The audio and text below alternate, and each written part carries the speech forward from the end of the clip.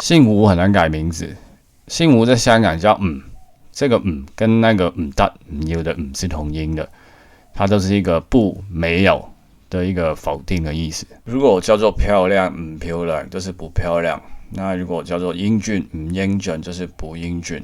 反正就是不能改那种很正面的词了，因为总是会有反效果。因为在香港，这个詞就是有否定嘅意味。而嚟到台灣其實都好好玩啊！台灣叫做烏，就是英文譯名係 WU， 而香港佢英文譯名係 NG， 所以我嚟到呢邊我個英文名都係 NG 開頭。但係 NG 雖然兩邊佢哋都係出自於影視圈啦，可能你一條片拍得唔好，佢就叫做 no good， 佢就縮寫叫 NG。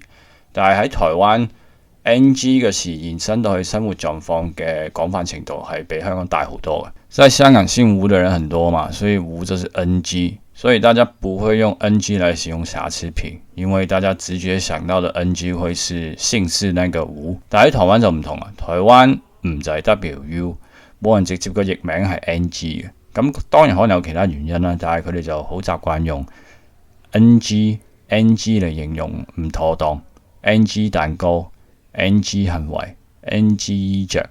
係唔妥當嘅意思啊！即係香港有喺台灣有 WU， 所以我識咗個 friend 叫恩轉，點首《阿飛正傳》送給大家。一路明媚，一路明媚。